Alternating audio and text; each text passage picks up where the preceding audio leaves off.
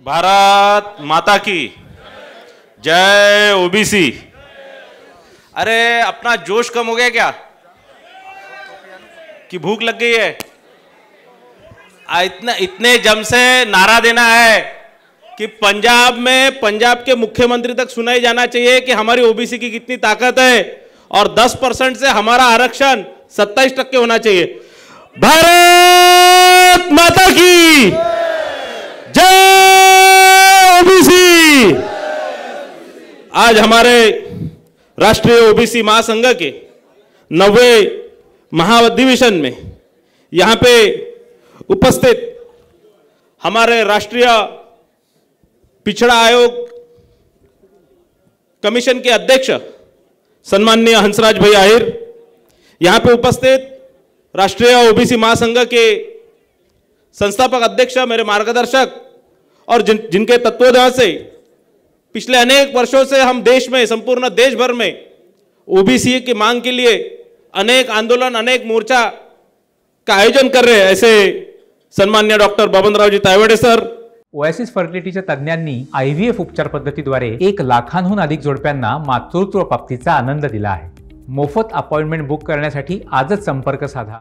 यहाँ पे उपस्थित सांसद नामदेवरावजी किरसान, सांसद प्रतिभाताई धानोरकर, विधायक हमारे मित्र सुधाकर भाऊ अडबले, माजी मंत्री और महाराष्ट्र के कद्दावर ओबीसी नेता महादेवरावजी जानकर, अपने राष्ट्रीय ओबीसी महासंघ के उपाध्यक्ष मेरे बड़े भाई किरण भाऊ पांडव, ओबीसी महासंघ के मार्गदर्शक और अध्यक्ष माननीय अशोक जी जीवतोड़े, महासचिव सचिन जी राजूरकर, जसपाल सिंह जी, परमेश्वर राउत जी, इंद्रपाल सिंह जी, शरद जी वानखेड़े और आदरणीय मंच।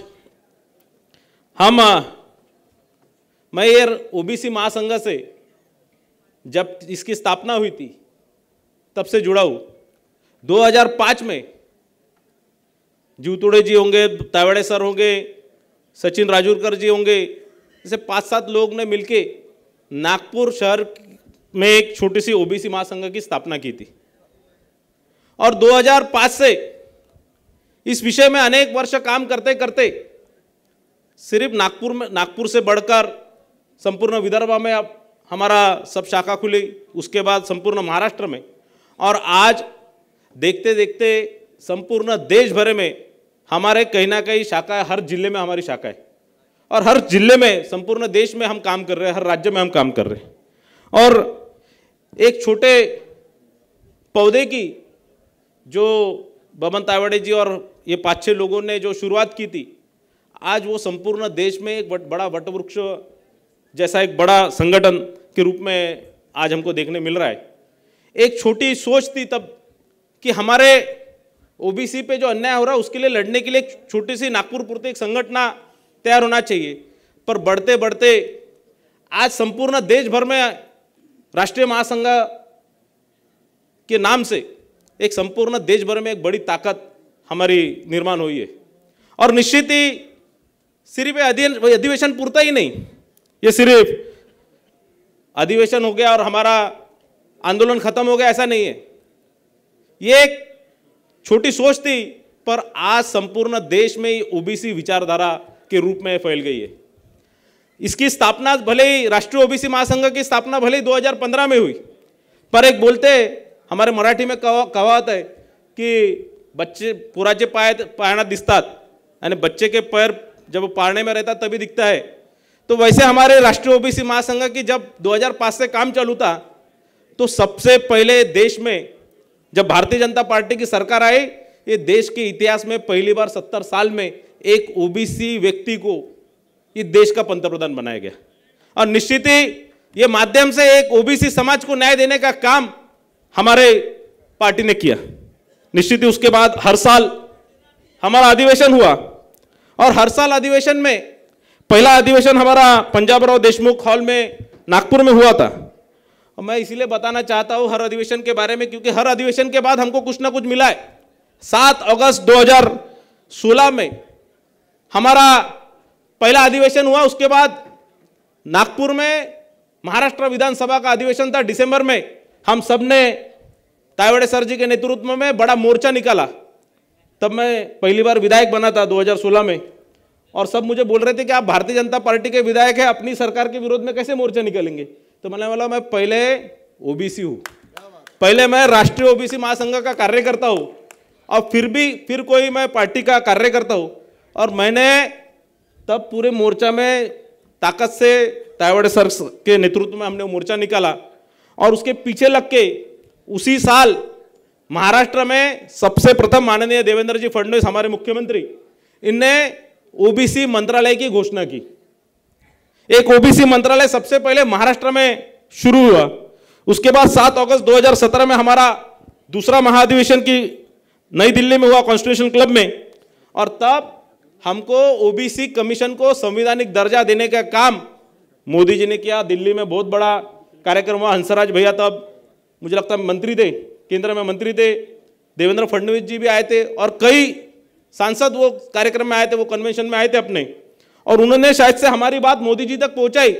और ये देश में 70 साल बाद पहली बार ओबीसी राष्ट्रीय पिछड़ा वर्ग आयोग को, जिसको संवैधानिक दर्जा नहीं था, वो सिर्फ एक आयोग की स्थापना थी, उसको संवैधानिक दर्जा देने का काम मोदी जी ने किया। और उसका सबसे बड़ा श्रेय किसी को जाता है तो राष्ट्रीय ओबीसी महासंघ को जाता है।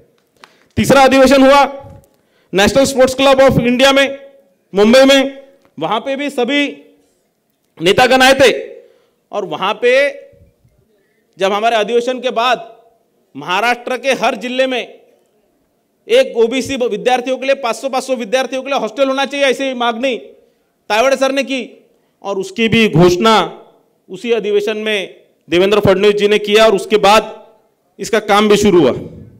चौथा अधिवेशन हमारा हैदराबाद में हुआ, और 2019 में 7 अगस्त 2019 में हैदराबाद में हुआ, और उसकी भी गूंज इतनी बड़ी कि जो 2019 में जब केंद्र सरकार में, मोदी सरकार में जब मंत्रिमंडल का विस्तार हुआ, तो 40% मंत्री ये ओबीसी समाज के थे, हमारे समाज के थे। ये भी एक बड़ी उपलब्धि अपनी राष्ट्रीय ओबीसी महासंघ की, अपने राष्ट्रीय ओबीसी महासंघ की ताकत की। 5वां अधिवेशन अपना 7 अगस्त नहीं, उसके बाद 7 अगस्त 2019 के बाद 2 ऑनलाइन अधिवेशन हुआ, कोरोना का काल था। उसके बाद 2021 में 72 हॉस्टल की घोषणा हमारे राष्ट्रीय ओबीसी महासंघ के कार्यकर्ता विजयभाऊ वडेट्टीवार, जो इसके मंत्री हुए थे ओबीसी के, उनने किए। इसके बाद अनेक जीआर लगभग महाराष्ट्र में अभी तक तायवाड़े सर के कारण और राष्ट्रीय ओबीसी महासंघ के कारण लगभग 32 जीआर निकाले गए। और मैं गर्व के साथ कहता हूं, एक कार्यकर्ता करके कहता हूं कि ये 32 जीआर में मेरा भी एक छोटा सा वाटा है। 32 जीआर में से 24 जीआर मैंने खुद फॉलोअप करके, 48 जीआर, 48 में 40 है, मैं भी भूल गया था बहुत सारे जीआर। और ऐसे अनेक हमारे अधिवेशन के कारण अनेक चीजें हमने ये देश के ओबीसी समाज के लिए किए। 7 अगस्त 2023 में हमारा 8वां महाधिवेशन था तिरुपति में, और वहां पे हमने स्वाधार योजना की घोषणा करने के लिए सरकार को बाध्य किया। उसके बाद अनेक आंदोलन, अनेक मोर्चा, अनेक डेपुटेशन हमने लेके गए, और राज्य सरकार ने जो हमारे गरीब विद्यार्थी है जिनकी हॉस्टल तो घोषणा हो गई थी, पर अनेक हॉस्टल की शुरुआत हुई नहीं थी, वो सब विद्यार्थियों को हॉस्टल के लिए स्वाधार योजना के माध्यम से स्कॉलरशिप देने का काम राज्य सरकार ने किया। यानी सिर्फ हम ये अधिवेशन करते नहीं, हम सिर्फ इधर आके किसी को सिर्फ एक दूसरे को भाषण देते नहीं है, तो हम निश्चित ही ओबीसी, ये महाराष्ट्र के और ये देश के ओबीसी समाज के लिए कुछ न कुछ करते। मेरे ये माध्यम से आज का हमारा 9वां अधिवेशन है, और ये अधिवेशन के माध्यम से तायवाड़े सर को विनंती है, क्योंकि आपने यहाँ पे अमृतसर में इसका आयोजन किया, पंजाब के भूमि पे ये एक अधिवेशन का, महाधिवेशन का आयोजन किया। ये अधिवेशन में जैसे कि आपने मांगनी की है कि पंजाब में सिर्फ एक में और राज्य ऐसा है कि जहां ओबीसीओ को 27% का आरक्षण नहीं है, सिर्फ 10% का आरक्षण है। ये राज्य को भी ऐसा हम, क्योंकि महाराष्ट्र सरकार में अभी राष्ट्रीय ओबीसी महासंघ की एक पकड़ है, एक क्या बोलते हैं उसको, प्रेशर ग्रुप के माध्यम से हमारा ताकत है। हम सभी पार्टियों के लोग ये राष्ट्रीय ओबीसी महासंघ के साथ जुड़े हुए, पर तभी भी हमारा विचार एक है, और हमारा विचार एक होने के कारण एक सरकार पे, चाहे राज्य सरकार हो, चाहे केंद्र सरकार हो, चाहे पंजाब की सरकार हो, चाहे कोई भी सरकार हो, ऐसे अपना एक प्रेशर ग्रुप तैयार करना कि हमको हमारे ओबीसी भाइयों के लिए जो भी मांगे हमको पूरी करनी है, हमारे प्रेशर ग्रुप के माध्यम से, हमारे आंदोलनों के माध्यम से, हमारे मोर्चों के माध्यम से हम करें। और मुझे ये विनंती है तायवाड़े सर जी को कि आप अभी ये 90वें अधिवेशन में, ये पंजाब में जब तक हमारे 27% आरक्षण मिलता नहीं तब तक हम कोई रोकेंगे नहीं। हम अभी यहाँ पे अपना मोर्चा खोलेंगे और पंजाब सरकार को भी बाध्य करेंगे कि 27% आरक्षण हमको दे। मैं ज़्यादा कुछ बोलूँगा नहीं, मुझे पता है और भी वक्त है। इसमें अनेक वक्तों ने, विशेष रूप से हमारे पिछड़ा वर्ग कमीशन के अध्यक्ष हंसराज भैया हमारे साथ है, हमारे कार्यकर्ता है। एक उन्हें भी ओबीसी कमीशन का अध्यक्ष बनने के बाद, क्योंकि वो भी हमारे राष्ट्रीय ओबीसी महासंघ के कार्यकर्ता है, वो भी मुझे लगता है कि सबसे पहले से हमारे साथ जुड़े हुए हैं, हमारे हर आंदोलन, हर मोर्चे में वो सहभागी रहे। और ऐसा एक व्यक्ति अपने साथ है, अपने में अपना कार्यकर्ता या हमारा नेता, हमारे राष्ट्रीय ओबीसी महासंघ के एडवाइजर हंसराज भैया आज ये एक संवैधानिक पद पे, तो मुझे ऐसा लगता है कि हम ज़्यादा से ज़्यादा हमारी जो भी मांगने हैं, जो भी राज्यों को हमको न्याय देना है, वो काम हम उनसे कर सकते हैं। मुझे यहाँ पे बुलाया, आप सबने सुन लिया, इसीलिए मैं आपका तहे दिल से आभारी हूँ। धन्यवाद। जय हिंद, जय महाराष्ट्र।